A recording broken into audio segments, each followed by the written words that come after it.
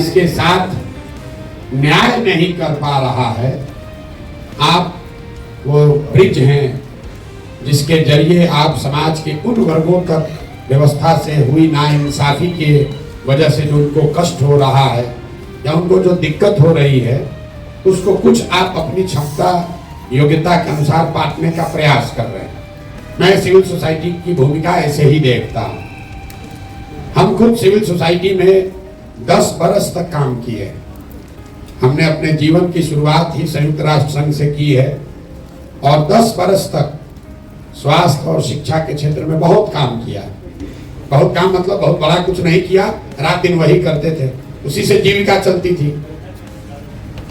यहाँ भी किए, अमेरिका में भी रहे, उसके बाद अफ्रीका में भी हमने 5 साल काम किया। तो पीछे एक जो सज्जन उठकर बोल रहे थे और आप लोग सब टॉलरेंस की बात करने वाले लोग, देखिए कथनी और करनी में कितना फर्क है। टॉलरेंस पर बड़ा बड़ा लेक्चर देने वाले सिविल सोसाइटी के लोग, आपका साथी एक पीछे से खड़ा होकर बोल रहा है कि भैया सब एनजीओ बंद कर देना चाहिए, इतना अच्छा व्यवस्था हो कि एनजीओ काम न करे, तो 2 मिनट में यहां से रूटिंग जारी हो गई। आप अंदाजा लगाइए कि जो सत्ता में बैठता है उसका दिमाग क्यों खराब हो जाता है, क्योंकि टॉलरेंस इतना, आप भी वहां सत्ता में बैठिएगा कुर्सी पर, आपको भी किसी का दूसरा मत सुनने का दम नहीं। आप वही सुनना चाहते हैं जो आप सुनना चाहते हैं, दूसरे पर दोष देना बहुत आसान है। भाई साहब ने कहा कि मैं बहुत अपमानित फील कर रहा हूं कि 2 घंटा आप लेट आए हैं। बात तो ठीक है, मुझे क्षमा मांगना चाहिए। 1 बजे की बात हुई थी, हम 1 बजे से यही बैठे हुए हैं, बगल में बैठक चल रही है। आप लोग के भी जुटने में समय लगा, फिर मुझे लगा कि 2 बज गया है तो आपको खाना खा लेना चाहिए। आप 2 घंटे इंतजार कर रहे हैं, आपको अपमानित जरूर लगा होगा, लेकिन आप दशकों से एक अपने बच्चों के लिए अच्छी व्यवस्था बने उसका इंतजार कर रहे हैं, उसमें आपको कोई अपमान नहीं लग रहा, उसमें कोई अपमान नहीं लग रहा। यहाँ पर जितने लोग आप आए हैं, आप लोग सब ग्रामीण क्षेत्रों में, कई लोग शहरों में, जो डिप्राइव्ड कम्युनिटी है, अपने आप को वंचित बताता है। आपके जो लिखे हुए सवाल सब मैं पढ़ रहा था अभी, कि आप ये दावा करते हैं कि समाज में जो कमजोर है, वंचित है, पीछे छूट गया है, आप उसकी मदद के लिए काम कर रहे हैं। चाहे वो जमीन एक्विजिशन का मामला हो, किन्नरों का मामला हो, पढ़ाई हो, एजुकेशन है, आप दावा कर रहे हैं कि आप उसमें उनकी मदद करते हैं, उसके लिए काम कर रहे हैं। हम भी पिछले 2 बरस से गांव-गांव घूम रहे हैं। आप तो लोगों की मदद कर रहे हैं, हम मदद नहीं कर रहे हैं, लेकिन लोगों को जाकर देख सुन समझ रहे हैं। 5300 से ज्यादा गांव में हम पैदल चल के गए और एक सवाल जो मैं हर गांव में, हर सभा में करता हूं कि भाई ये बताइए कि बिहार में और कुछ हो या न हो, आपके गांव पंचायत में पढ़ाई और रोजगार की व्यवस्था होनी चाहिए या नहीं होनी चाहिए। मैं आपको बिहार के समाज का अपना अनुभव बता रहा हूं। 100% लोगों ने, चाहे वो किसी जाति का हो, धर्म का हो, पढ़ा लिखा हो, अनपढ़ हो, गरीब है, अमीर है, हिंदू है, मुसलमान है, महिला पुरुष, सब लोग हाथ उठाकर कहते हैं कि न भैया और कुछ हो चाहे नहीं हो, पढ़ाई रोजगार तो निश्चित तौर पर होना चाहिए। मैं 2 बरस पैदल चलने के बाद ये आपको दावे के साथ कह सकता हूं कि बिहार में कोई ऐसा गांव नहीं है जहां सारी चर्चा के बाद लोगों को अगर विकल्प दिया जाता है कि बताओ 1-2 काम जो होना चाहिए वो क्या होना चाहिए, लोग कहते हैं रोजगार, पढ़ाई होना चाहिए। उसके लिए प्रशांत किशोर और किसी एनजीओ की जरूरत नहीं है, लेकिन उसको ये मालूम नहीं है कि जवाब देने के बाद दूसरा सवाल क्या होगा। फिर मैं लोगों से पूछता हूं कि अपने अपने बच्चों के सर पर हाथ रखकर बोलो कि आप में से किसने जीवन में एक बार भी पढ़ाई और रोजगार के लिए वोट किया है। अब उसका परिणाम सुनिए, आज तक 5300 गांव में एक आदमी भी हाथ उठाकर नहीं कहा कि हमने अपने बच्चों के पढ़ाई रोजगार के लिए वोट दिया है। हम आपका हाथ नहीं उठवाएंगे, लेकिन आपके लिए दावा कर देते हैं यहाँ बैठा हुआ शिक्षा के क्षेत्र में काम करने वाले, लाइवलीहुड के क्षेत्र में काम करने वाले लोगों ने भी अपने बच्चों के पढ़ाई रोजगार के लिए कभी वोट नहीं दिया है। आपने भी नहीं दिया है, काहे ज्ञान दे रहे हैं? इतना ज्ञान मत दीजिए, ये ज्ञान आप भी मत दीजिए। बड़ी बड़ी बात आप भी कीजिएगा, अब फिर यहाँ से निकल के जाइएगा तो आपको भी हिंदू मुसलमान दिखेगा, आपको भी कुशवाहा यादव ब्राह्मण दिखेगा, आपको भी मंदिर मस्जिद दिखता है, आपको भी 5 किलो अनाज दिखता है, आपको भी मोदी का सीना 56 इंच का दिखता है। तो मेरे भाई, आप चाहे पढ़े लिखे हैं या बेवकूफ, सिविल सोसाइटी से जुड़े हैं या सिविल सोसाइटी से फायदा उठा रहे हैं, हर आदमी यहाँ वही गलती कर रहा है जो सामान्य आदमी कर रहा है। इसीलिए हम लोग इस दुर्दशा में जी रहे हैं। और हम आपसे मदद के लिए नहीं बुलाए, है ना, हम आपकी कोई मदद करने वाले। कोई बता रहा है पीछे से, अभी हम उस पत्र में भी आपके सवाल में देखे, किसी ने लिखा है कि आप इतना पैसा खर्चा करके पैदल चल रहे हैं, कुछ पैसा हम लोग को देते तो हम लोग ज्यादा असर दिया है। गाँव में हम चलते हैं, देखिए, अरे हम आपको भाषण देने के लिए नहीं बुलाए, आप जरा देखिए कि सामान्य आदमी में और अपने आप को इंटेलेक्चुअल बुद्धिजीवी करने वाले में कोई फर्क नहीं है। गांव में हम चलते हैं तो महिला जो बहुत गरीब है, लोग कहते हैं भैया इतना पैसा लगा के टेंट लगाए हैं, पैसा हम ही लोग को दे देते ठीक रहता। तो उसको बताते हैं कि तुम्हारी मदद क्यों नहीं करेंगे, कि भाई अगर तुम्हारी मदद कर भी दे, एक दिन मदद करेंगे, दूसरे दिन फिर हाथ फैलाना पड़ेगा। तो सिविल सोसाइटी का भी वही हालत है। देख रहा है कि जब चुनाव में इतना पैसा खर्चा हो रहा है, तो लिख के हमको सुझाव दिया पैसा हम ही लोग को दे दीजिए, तो सरकार को छोड़कर आप ही का धंधा हम लोग उठा लें।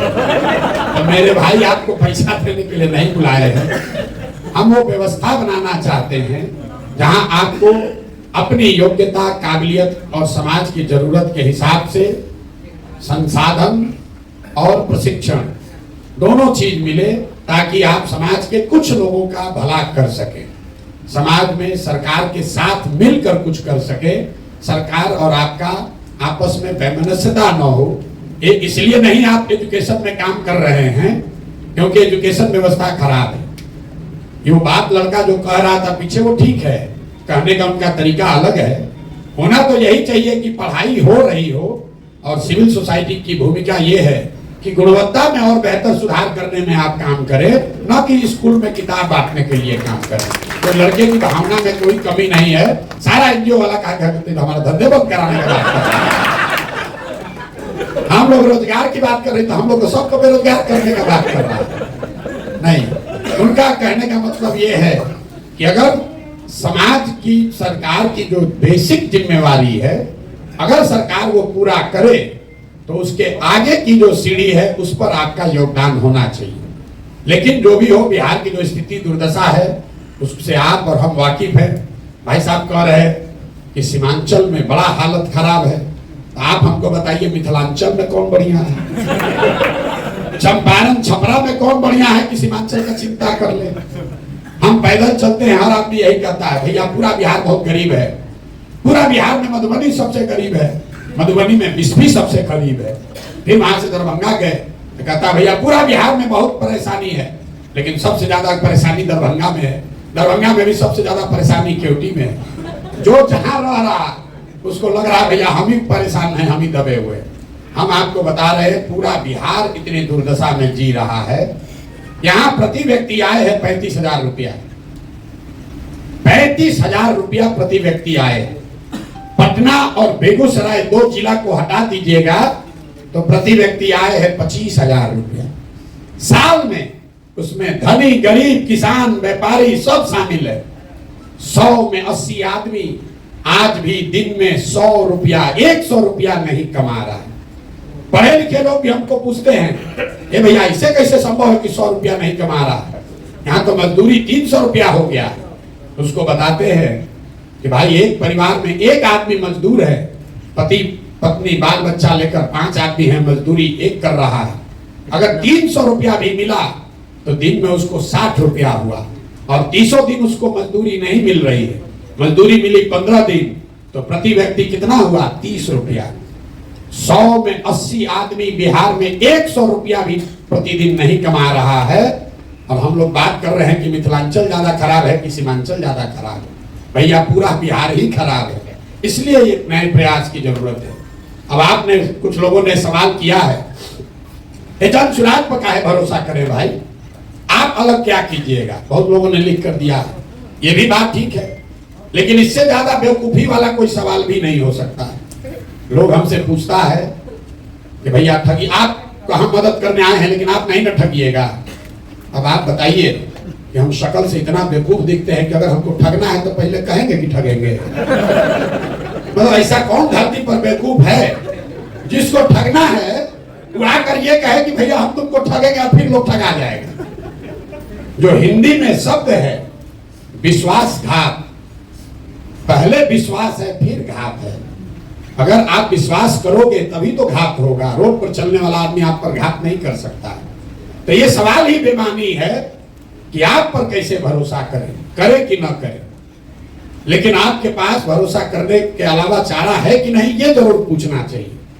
मान लीजिए कि किसी को आप जानते हैं जिसको ला इलाज बीमारी हो गई, 2-4-5 वर्ष से उसका इलाज चल रहा है, उसमें सुधार नहीं हो रहा, अंग्रेजी में उसको हम लोग कहते हैं पैलिएटिव केयर, मतलब रोग खत्म नहीं होगा, आपका जीवन ठीक ठाक चलता रहे, इसके लिए ट्रीटमेंट होता है। डॉक्टर साहब से जाकर आप पूछ रहे हैं, अरे भाई ये तो सुधारिए नहीं रहा, डॉक्टर ने कहा दिया इलाज बीमारी है, इस पर कोई दवा काम नहीं करेगा। फिर एक दिन आप डॉक्टर साहब के पास पहुंचे, किसी ने बताया डॉक्टर साहब ने कि देखो एक दवा आया है नया, अभी ट्रायल में चल रहा है, हम गारंटी नहीं दे रहे, लेकिन अगर आप अनुमति दोगे तो ट्राई करके देखते हैं, 50% सफलता मिल भी सकता है, नहीं भी मिल सकता है। तब आप लोग सोच के बताइए कि एक दवा है जो एक्सपायर दवा है और एक दवा है जो कि अभी ट्रायल में नया नया आया है। एक से तो मालूम है कि एक्सपायर दवा है, उससे तो कुछ होगा नहीं, खत्म हो गया कहानी। लेकिन जो ट्रायल में दवा आया है 50% चांस है वो सही भी हो सकता है, गलत भी हो सकता है। तो आप सारे बुद्धिजीवी लोग मिलकर क्या निर्णय लेंगे कि भैया चलो कम से कम 50% तो चांस है, तो जन सुराज वही 50% चांस है, क्योंकि जो यहाँ पहले से व्यवस्था है वो तो पूरा एक्सपायर है। अरे जिस राज्य में थोड़ा बहुत विकास होता वहां पर अगर कोई नया दल बनाए तो ये समाज का पूछना लाजमी है कि भाई हम इनको छोड़कर आपको क्यों दें। बिहार के आदमी को तो पूछना ही नहीं चाहिए क्योंकि आपके पास तो कुछ है नहीं है। जो पहले से 3 गो दल है वो आपका खून चूस लिया, दूह कर आपको खाली कर दिया। आपको तो कहना चाहिए भाई जो मिले वही कम से कम ट्राई करके तो देखते हैं। तो जन सुराज हम आपको ये गारंटी नहीं दे सकते हैं कि हम ही सही है, लेकिन इतना जरूर बता सकते हैं कि जो पहले से यहाँ 3 गो दल चल रहा है, जो व्यवस्था है, उसके मुकाबले इसमें जरूर कुछ बेहतर की संभावना हो सकती है। और वो संभावना इसलिए नहीं है कि उसको प्रशांत किशोर कर रहे हैं, वो संभावना इसलिए है कि आप जैसे हजारों सैकड़ों लोग मिलकर इसको बनाने का प्रयास कर रहे हैं। और इसको बनाने में, आगे चलाने में जितना अच्छे लोगों का सहयोग, उनकी भागीदारी रहेगी, उतना ज्यादा सफलता की संभावना ज्यादा होगी। किसी एक व्यक्ति के कह देने से कि हम आएंगे तो ठीक हो जाएगा, हम पर भरोसा कर लो, इससे बड़ा कोई झूठ हो नहीं सकता। पीछे से एक जेपी सेनानी साहब खड़े हुए, उन्होंने बहुत अच्छी बात भी कही हमारे लिए, जनसुराज के लिए अच्छी बात उन्होंने कही, उसके लिए आपका धन्यवाद कर रहे हैं सर। लेकिन कई लोगों को यहाँ बैठे हुए लगता है, लोगों ने प्रश्न भी भेजा है हमको कि भैया जेपी के आंदोलन से बिहार नहीं सुधरा, अन्ना का आंदोलन का हम लोग हसर देख लिए, तो आपके इस प्रयास से बिहार कैसे सुधरेगा, जनसुराज से कैसे सुधरेगा। तो मेरे भाई हम आपको इतना ही कह सकते हैं कि प्रशांत किशोर का आंदोलनों में कोई यकीन नहीं है। मानव सभ्यता के इतिहास को अगर आप ध्यान से पढ़ेंगे तो आपको पता चलेगा कि सिर्फ बिहार में नहीं, पूरे देश में भी नहीं, पूरे दुनिया में मानव सभ्यता के इतिहास को पढ़िए तो आपको पता चलेगा कि फ्रांस की क्रांति को अगर अपवाद के तौर पर हटा दिया जाए तो आज तक कोई भी क्रांति से मानव सभ्यता में सृजन का काम नहीं हुआ है। आंदोलन सृजन का हथियार नहीं है, ये आपके मन में भ्रम बैठ गया।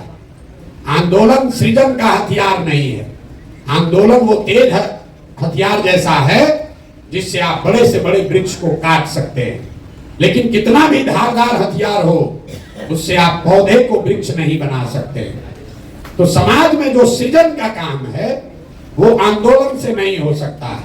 आपने देखा जेपी आंदोलन हुआ, उस आंदोलन की धार इतनी थी कि तब की सत्ता में बैठी इंदिरा गांधी को सत्ता से हटा दिया गया। अन्ना आंदोलन का प्रभाव ये हुआ कि यूपीए की सरकार हट गई, लेकिन जेपी के आंदोलन से नए बिहार, नए भारत का सृजन नहीं हुआ। क्यों नहीं हुआ? क्योंकि वो आंदोलन सृजन के लिए नहीं था, वो आंदोलन उस समय के सत्ता में बैठे हुए लोगों को हटाने के लिए था। जन सुराज में हम किसी को हटाने का प्रयास नहीं कर रहे।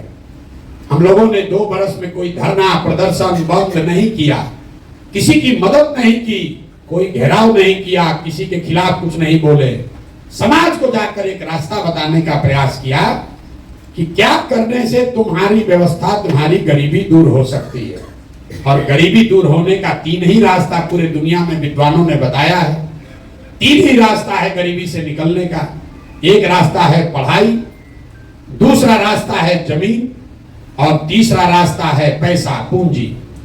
अगर आप पढ़े लिखे हैं, आपको नौकरी हो जाए, तो नौकरी न भी हो, कोई रोजगार भी करने लगे, तो आपकी गरीबी इसी बिहार में, इसी मिथिलांचल, सीमांचल में जो लोग पढ़ लिख कर नौकरी करने लगे, उनकी जिंदगी थोड़ी सुधर गई। लेकिन बिहार में 2/3 से ज्यादा लोगों को पढ़ने की सुविधा आज तक नहीं दी गई। दूसरा रास्ता है जमीन का। अगर आप पढ़े लिखे नहीं हैं, आपके पास जमीन हो, तो खेती किसानी करके भी लोगों का जीवन सुधर सकता है। लेकिन बिहार में, इतने बड़े राज्य में, देश का शायद एकमात्र ऐसा राज्य है जहां भूमि सुधार, यहां कोई काम नहीं किया गया भूमि सुधार को लेकर। नतीजा क्या है? एक आंकड़ा याद रखिए, पूरे देश में 38% लोग ऐसे हैं जिनके पास कोई जमीन नहीं है।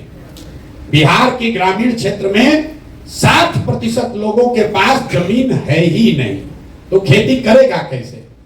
और जो बच गए 40% लोग जिनके पास जमीन है, उस 40 में 35 आदमी ऐसे हैं जो 2 बीघे से कम के मालिक हैं। तो जो बिहार में खेती होती है, ये कमाने का जरिया नहीं है, खेती यहाँ खाने का जरिया है। आप गांव देहात में सुनते होंगे, लोग कहता है कि हम कटिया करने आए हैं, रोपनी करने आए हैं, कमाने के लिए लुधियाना जाएंगे। लोग ये बता रहे हैं कि रोपनी करने आए हैं, कमाने के लिए लुधियाना जाएंगे। मतलब रोपनी इसलिए करने आए हैं कि बाल बच्चा के खाने का जुगाड़ हो जाए, कमाने के लिए बाहर जाएंगे। तो यहाँ की जो खेती है, यहाँ का जो भूमि का जो प्रोडक्टिविटी है, वो इतना कम है जिससे लोगों का सिर्फ पेट भर रहा है। और तीसरी बात, जब आपके पास पढ़ाई नहीं है, जमीन से प्रोडक्टिव इनकम नहीं है, तो एक ही रास्ता बचा। अगर लोगों के पास पैसा, पूंजी होता, तो कोई ना कोई रोजी रोजगार हर आदमी कर सकता है। आप में से कई लोग लाइवलीहुड के फील्ड में काम करते होंगे, लेकिन बिहार में पूंजी की इतनी कमी है कि यहाँ सीडी रेशियो है 40%। बहुत कम लोग इसकी चर्चा करते हैं। बिहार में सीडी रेशियो है 40%। मतलब जो पैसा आप और हम बैंक में रखते हैं, बैंकों की जिम्मेवारी है कि अगर आप 100 रुपया बैंक में जमा कीजिएगा, तो कम से कम 70 रुपया लोन के तौर पर समाज को उपलब्ध होना चाहिए। घर बनाने के लिए, गाड़ी खरीदने के लिए, बिजनेस व्यापार करने के लिए, खेती करने के लिए। पूरे देश में अभी सीडी रेशियो है 74%, बिहार में ये रेशियो है 40%। इसका नतीजा क्या होता है? इसका नतीजा ये है कि पिछले 30 वर्ष में बिहार से 26 लाख करोड़ रुपया, जरा समझिए, 26 लाख करोड़ रुपया आपका, हमारा, बिहार की गरीब जनता का जो यहाँ बैंकों में जमा हुआ, उसमें से 26 लाख करोड़ रुपया बैंकों ने बिहार से उठाकर दूसरे राज्यों में भेज दिया। आप सोच रहे हैं कि 2000 करोड़ का कोई फैक्ट्री लगाए, कोई चीनी मिल चालू करे, कोई जूट मिल लगाए। हम आपको बता रहे 26 लाख करोड़ रुपया, ये मेरा आंकड़ा नहीं है, रिजर्व बैंक ऑफ इंडिया का आंकड़ा। पिछले वर्ष यहाँ बिहार की गरीब जनता ने यहाँ के बैंकों में टोटल पैसा जमा किया 4,61,000 करोड़ रुपया, और 4,61,000 करोड़ में से 70% के हिसाब से कम 2,80,000 करोड़ रुपया बिहार के लोगों को मिलना चाहिए था, रोजी रोजगार के लिए, व्यापार के लिए, घर के लिए, गाड़ी के लिए। मिला कितना? 1,61,000 करोड़। बाकी पैसा कहां गया? बाकी पैसा गया आंध्र प्रदेश, गुजरात, तमिलनाडु, केरल, कर्नाटक। वहां पर सीडी रेशियो कितना है? वहां पर सीडी रेशियो है 90, 95, 100, 105। अगर आंध्रा में बैंकों में 100 रुपया जमा हुआ, आंध्रा के लोगों को 105 रुपया कर्ज मिला। बिहार के लोगों ने 100 रुपया जमा किया तो हमको आपको 40 रुपया मिला। आप अंदाजा लगाइए, बोलचाल की भाषा में समझिए, कहता है सीडी रेशियो क्या होता है। अगर आप जितने लोग आए हैं सबके पास मोटरसाइकिल, कार होगा, लेकिन अगर बैंक से आपको गाड़ी मोटरसाइकिल के लिए लोन न मिले तो 90% आदमी गाड़ी मोटरसाइकिल नहीं खरीद पाएगा। सबका लोन से ही आप मोटरसाइकिल खरीदे होंगे। वो पूंजी की उपलब्धता है कि आपके पास मोटरसाइकिल का ओनरशिप बढ़ा। जब पहले मोटरसाइकिल के लिए लोन नहीं मिलता था, गांव में 4 को 5 को मोटरसाइकिल था, अब हर महीने 1500 रुपया दीजिएगा, मोटरसाइकिल मिल जाता है। तो लोन की उपलब्धता, पूंजी की उपलब्धता से लोगों की लाइवलीहुड बढ़ी, उनकी मोबिलिटी बढ़ी। आप अंदाजा लगाइए, अगर 2.5 लाख करोड़ रुपया हर साल एक्स्ट्रा मिलने लगता तो कितने लोग अपना घर बड़ा बनाते, कितने लोग नई गाड़ियां खरीदते, कितने लोग नया रोजी रोजगार करते। यहाँ बहुत लोग अनुभवी बैठे हुए हैं। हम लोग के पिताजी के टाइम में जब घर बनता था, साल भर आप काम कीजिए, पैसा बचाइए, उसके बाद आदमी 2 कमरा बनाता है। फिर बेटा का ब्याह लगा करता है, इस पर पैसा जुगाड़े हैं, लिंटर करेंगे। लेकिन वही HDFC स्टेट बैंक अगर आपको 20 लाख रुपया लोन दे दे तो आप पूरा घर बना लेते हैं और फिर EMI से पैसा वापस करते हैं। ये पूंजी की ताकत है। बिहार में गरीबी का मुख्य कारण यह है कि यहाँ गरीबी से निकलने के 3 रास्ते जो आपके काम से जुड़ा हुआ है, शिक्षा, जमीन और पूंजी, इस तीनों की उपलब्धता नहीं होने की वजह से लोग गरीब हैं।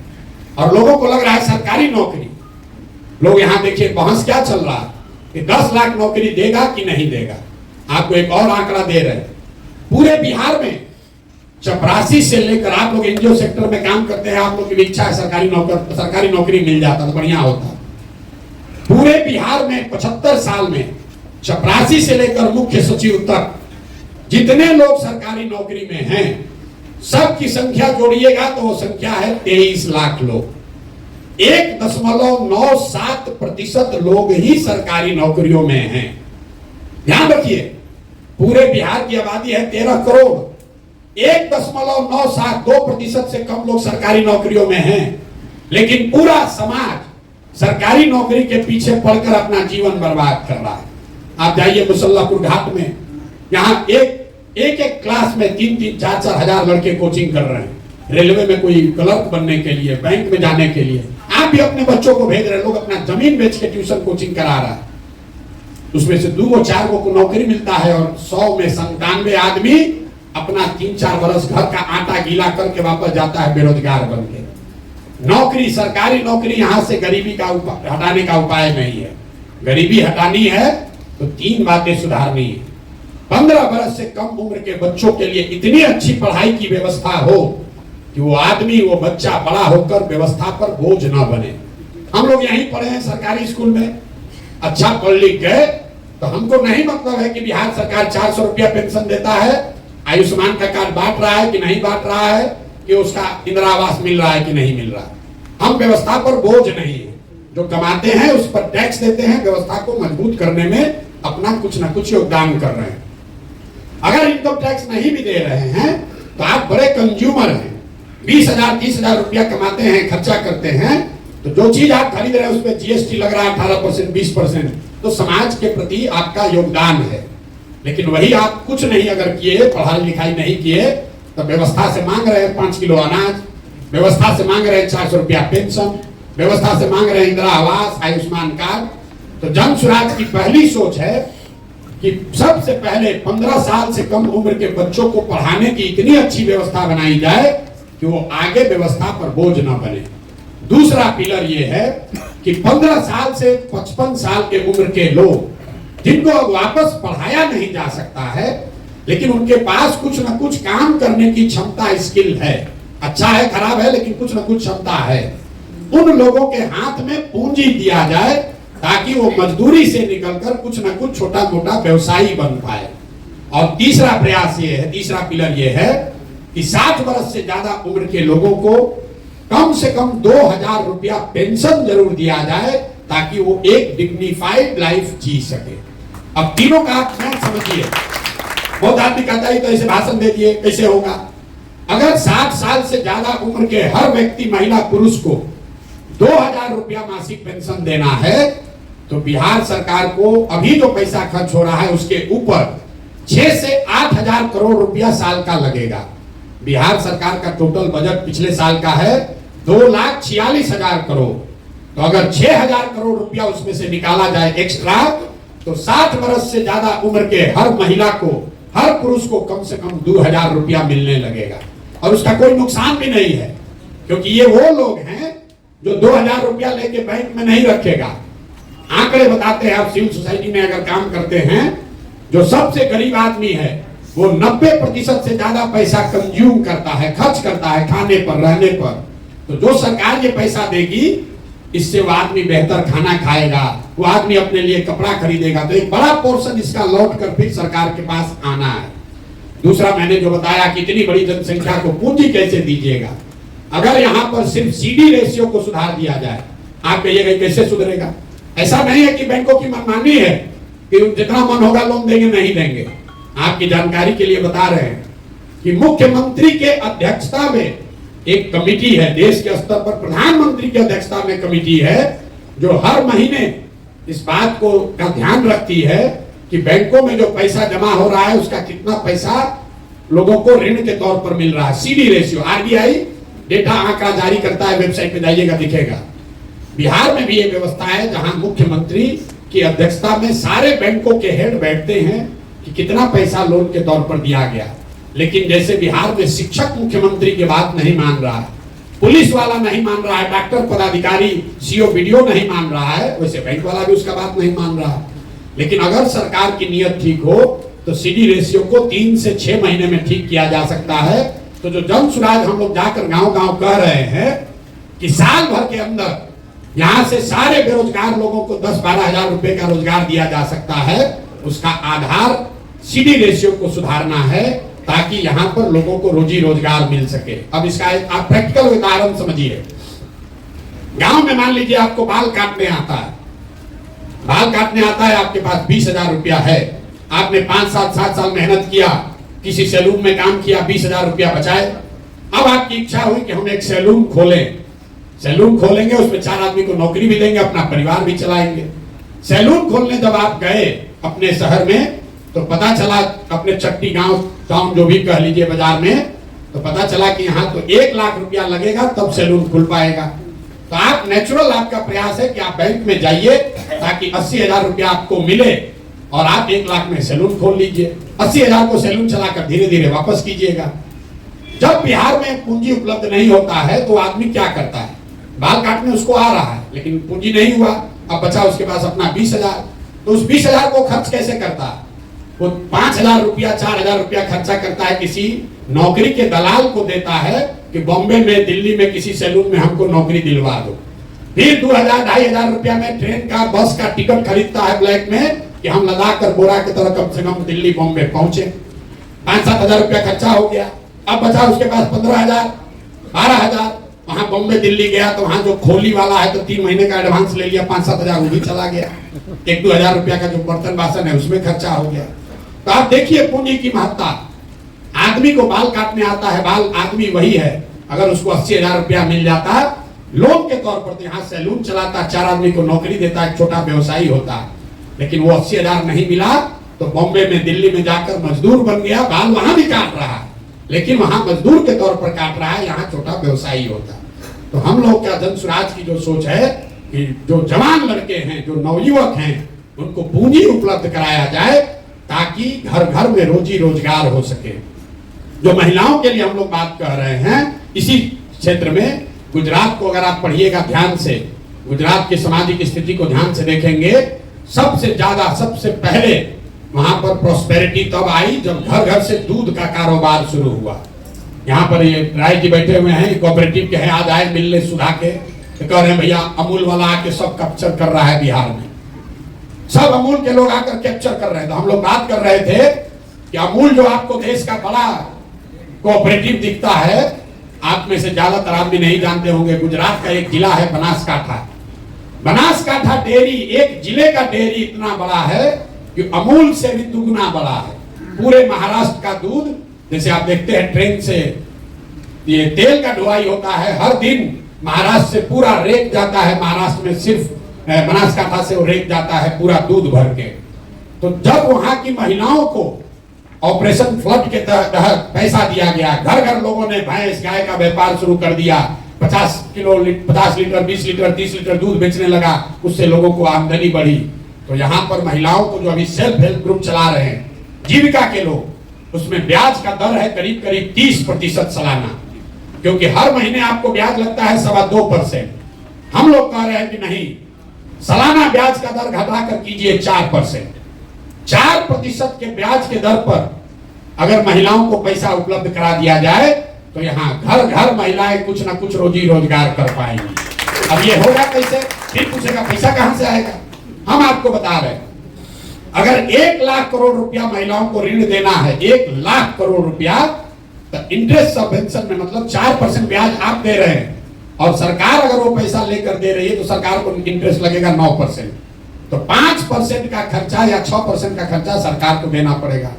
तो 5,000 करोड़ रुपया अगर सरकार खर्च करे तो उसकी ताकत पर लोगों को, समाज को 1 लाख करोड़ रुपया मिल जाएगा। और 1 लाख करोड़ का लोग अगर रोजी रोजगार करेगा तो उससे घर घर उसकी आमदनी बढ़ेगी, उससे रोजगार मिलेगा। ये सोच है हम लोगों की। तो ये जब तक ये तीनों काम नहीं होगा, शिक्षा, पूंजी और जमीन के प्रोडक्टिविटी के लिए जो हम लोग कह रहे हैं, बिहार में 1/3 जमीन उसका मालिकाना हक डिस्प्यूटेड है। अगर आप लोग गांव देहात में काम करने का अपने अनुभव का दावा करते हैं तो आपको मालूम होगा 1/3 FIR जमीन के विवाद से जुड़ा हुआ। जमीन का मालिकाना हक लोगों को पता नहीं है।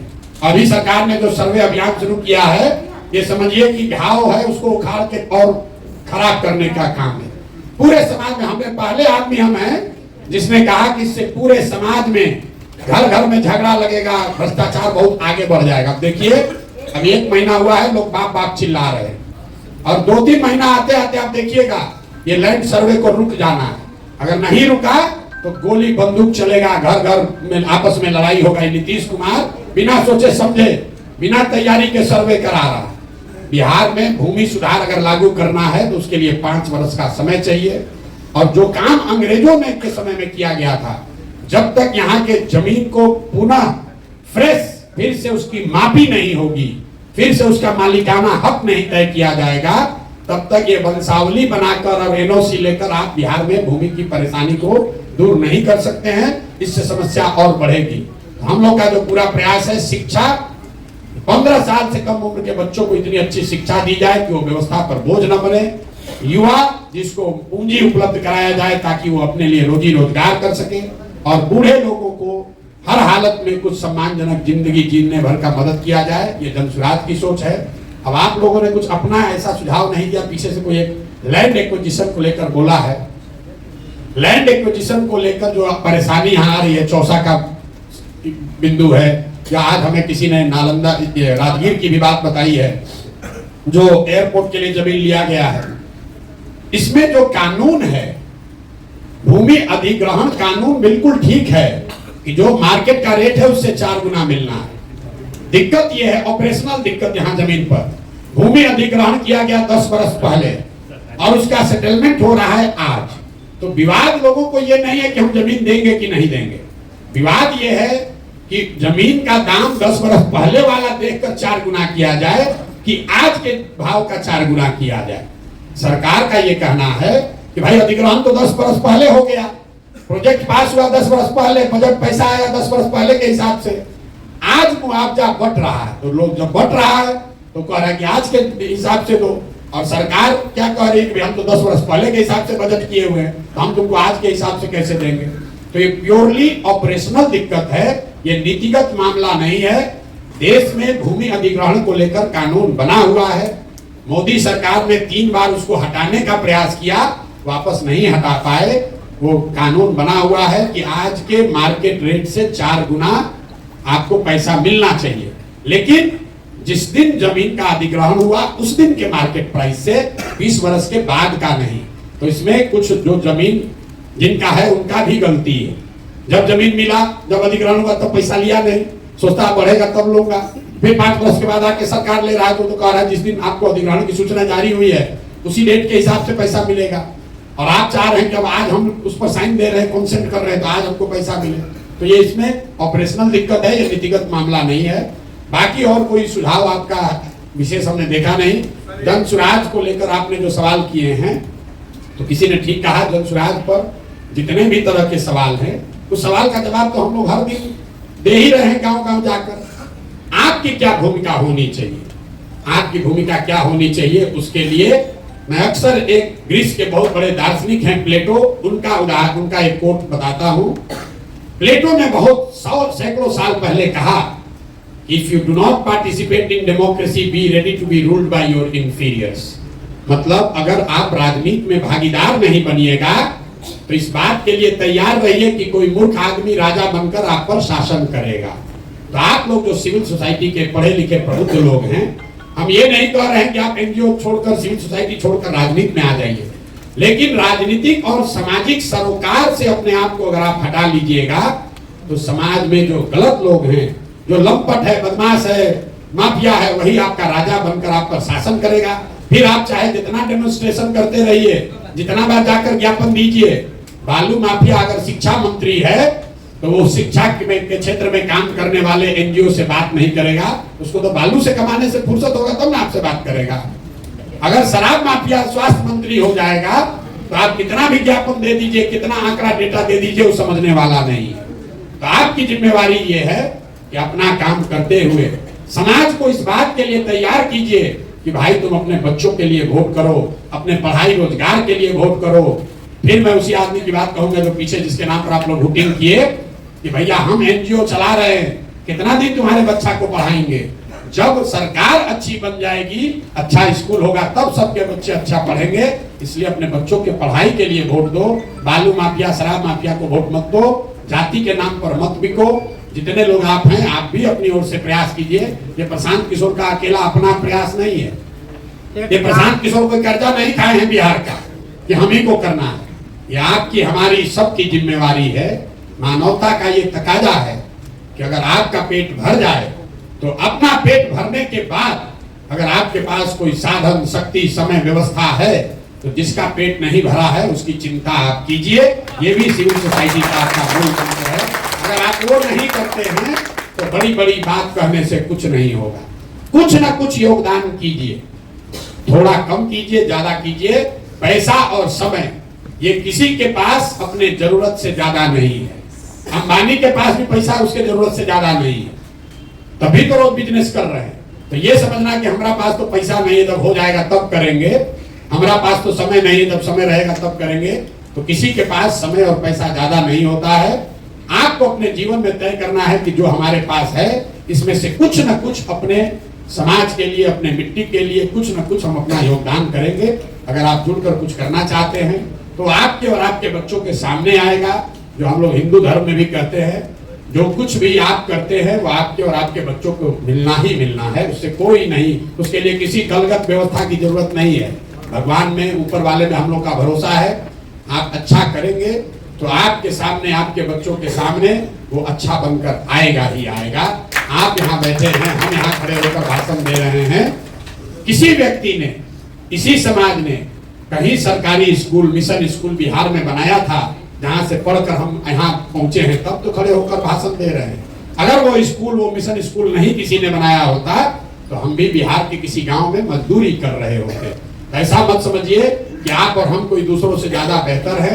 हमसे, आपसे बहुत अच्छी सोच रखने वाले लोगों ने अपने अपने स्तर पर कुछ ना कुछ योगदान किया है, तभी आप और हम इस सभागृह में बैठकर चर्चा कर रहे हैं। तो आपकी हमारी जिम्मेवारी है कि अगर ऊपर वाले की मदद से, दुआ से, ऊपर वाले की कृपा से इसी कुव्यवस्था में आप थोड़ा सा बेहतर हो गए हैं, आगे निकल गए हैं, तो आपकी हमारी जिम्मेवारी है कि अपने हिस्से से एक छोटा अंश ही निकालकर समय से, संसाधन से, बुद्धि से, सलाह से समाज के लिए कुछ कीजिए। यही मेरी आपसे अपेक्षा है। आप लोग आए हैं समय निकालकर, आपका बहुत बहुत धन्यवाद। एक दो सवाल जो मैंने जानबूझकर छोड़ा है उसमें कोई बहुत महत्व नहीं है, फिर भी अगर आपका कोई और सवाल है तो आप सवाल कर सकते हैं। बहुत बहुत धन्यवाद।